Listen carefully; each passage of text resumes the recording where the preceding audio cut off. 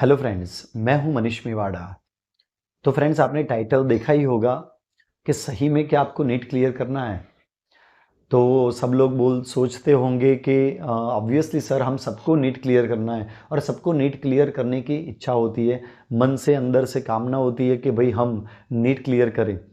तो एक्चुअली आपको पता ही होगा नीट कितना इंपॉर्टेंट एग्जाम है। पूरे इंडिया लेवल में एग्जाम लिया जाता है, नेशनल लेवल का एग्जाम है। तो इतना इजी तो है नहीं कि सब लोग क्लियर कर लेंगे। बहुत सारे बच्चे क्लियर करना चाहते हैं पर सब लोग नहीं कर पाते।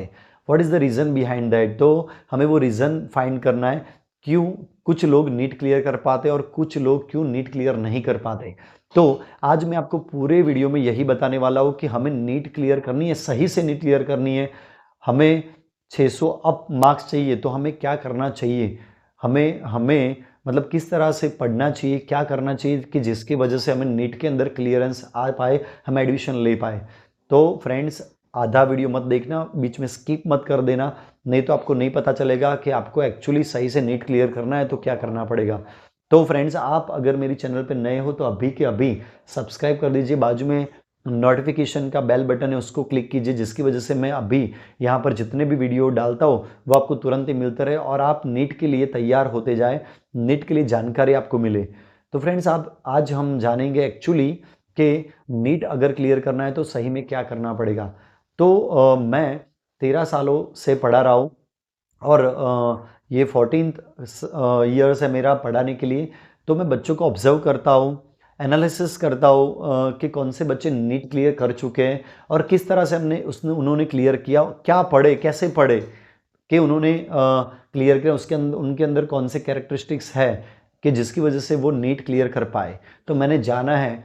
तो सबसे पहला जो चीज़ आता है कि हमें मतलब आपको आपको अपने आप पे बिलीव होना चाहिए। अगर हमारा मन नहीं मान रहा है कि हम नहीं कर सकते, हम तो बहुत कम मार्क्स लाते हैं स्कूल में, हमारे स्कूल के टेस्ट के अंदर हमें 700 700 720 के अंदर से हमें 200 मार्क्स आते हैं, 300 मार्क्स आते हैं, तो हम नीट क्लियर नहीं कर सकते। ये माइंड में जो सोच है नेगेटिविटी, वो पहली चीज़ हमें हमारे ऊपर बिलीव होना चाहिए। हमारा माइंड हमें कहना चाहिए कि नहीं, तुम भी ला सकते हो 700, तुम भी 600 अप मार्क्स ला सकते हो। ऐसा हमारा माइंड हमें कहना चाहिए। हमें हमारे ऊपर पहली चीज़ बिलीव आती है। अगर बिलीव होता है तो फिर आगे सोचना है, अदरवाइज नहीं सोचना है। बिकॉज अगर आपको ही आपके ऊपर बिलीव नहीं है तो फिर हम मार्क्स नहीं ला सकेंगे। तो पहली चीज़ हमारे ऊपर बिलीव होना चाहिए। सेकंड चीज़ कि हमें कुछ कुछ कैरेक्टरिस्टिक्स अपनाने पड़ेंगे जैसे नीट के स्टूडेंट के अंदर होते हैं। तो वो कैरेक्टरिस्टिक्स कौन से हैं फ्रेंड्स?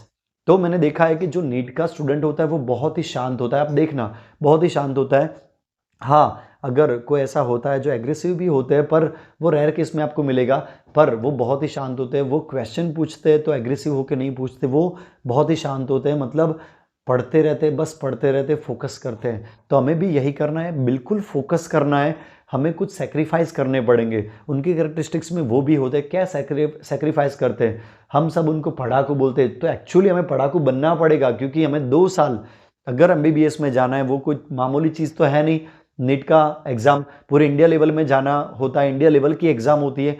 तो ऑब्वियसली पढ़ाकू बनना पड़ेगा। 2 साल हमें ऑब्वियसली फोकस करना पड़ेगा। ऐसे कैरेक्टरिस्टिक्स मैंने बताया आपको कि बिल्कुल सेक्रीफाइस करना पड़ेगा। व्हाट इज़, हमें क्या सेक्रीफाइस करना पड़ेगा? हमें कुछ ऐसा हमें अपने आप को सेक्रीफाइस नहीं करना है, पर कुछ कुछ चीज़ें जो सेक्रीफाइस करनी पड़ेगी, जैसे कि टेलीविज़न, हमें टीवी से दूर रहना है, हमें मोबाइल से दूर रहना है। तो फिर मैं बोलूँगा मोबाइल से दूर रहना है, तो आप मुझे ही बोलोगे सर आपका वीडियो तो मोबाइल में ही देख रहे हैं। तो फ्रेंड्स, मैं ऐसे नहीं बोल रहा हूँ। आपको 90% जो आपका समय है बिल्कुल आपको रीडिंग में देना है। 10% जो टाइम है मतलब आप निकालो। आप 1-2 घंटे सोचो, मतलब प्लान बनाओ, 1-2 घंटे आप मोबाइल में रहो, कोई दिक्कत नहीं। जानो, कुछ कुछ नई नई वीडियोज़, कुछ नई नॉलेज लो। पर मैं ऐसा नहीं कह रहा हूँ कि 90% मोबाइल से लो और 10% बुक्स पढ़ो। ऐसा नहीं फ्रेंड्स। हमें क्या करना है कि 10% टाइम है, मतलब 1-2 घंटा मोबाइल को देना है। उससे ज़्यादा उससे ज़्यादा हम नहीं दे सकते, क्योंकि वो हमें बहुत हानिकारक या फिर हार्मफुल हो सकता है, हमारे माइंड को डिस्टर्ब कर सकता है। बिकॉज़ आप अकेले वीडियोज़ नहीं देखते। मैं जितना ऑब्ज़र्व कर पाता हूँ, हम जब ये पढ़ने आते हैं मोबाइल पे वीडियोज़ या फिर ये कुछ पीडीएफ पढ़ने आते हैं, तब मुझे पता है कई सारे बच्चे अपना 90% जो समय वो सोशल साइट में दे जाते हैं। मतलब इंस्टाग्राम में चले जाते हैं, स्नैपचैट में चले जाते हैं, कहीं पर वीडियोज़ में घुस जाते हैं, जहाँ मतलब उनका डायरेक्शन चेंज हो जाता है और वहाँ पर पूरा टाइम दे देते हैं।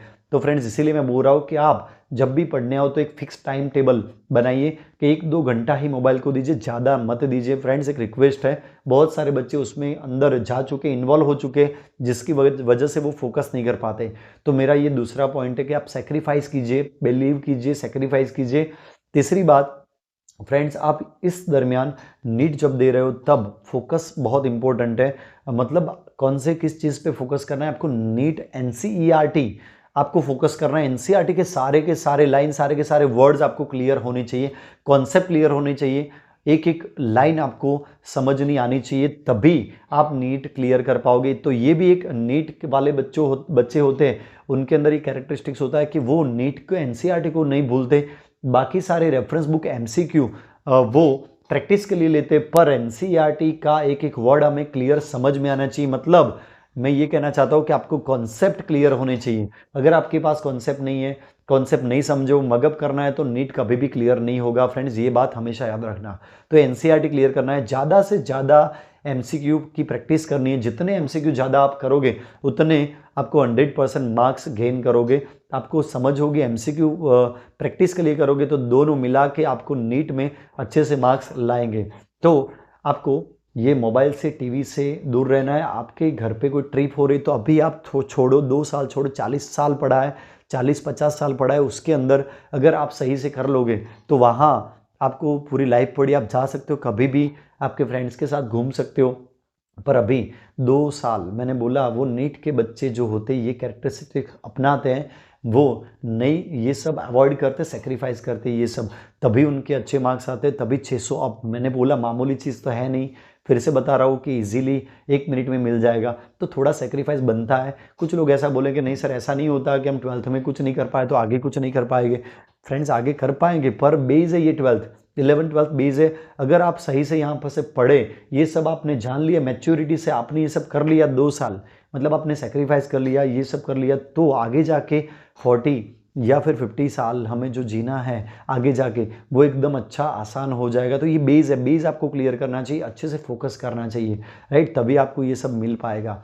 तो फ्रेंड्स नीट क्लियर करने के लिए ये सब कैरेक्टरिस्टिक्स बहुत ही इंपॉर्टेंट है। आपके फ्रेंड्स आप ऐसे बनाइए जिसके अंदर नॉलेज हो, जो आपको हमेशा सिखाता हो, जो हमेशा आपके प्रैक्टिस करवाता हो, एमसीक्यू सॉल्व करवाता हो, इससे आपसे नॉलेज मिलता हो। ऐसे फ्रेंड्स आप सिलेक्ट कीजिए, आप ऐसे टीचर से पढ़िए जहाँ से आपको नॉलेज मिलता हो। बहुत सारा टीचर सब अच्छे ही होते हैं, राइट, कभी कभी हम बिलीव नहीं करते, बाकी टीचर्स तो सभी सारे अच्छे होते हैं।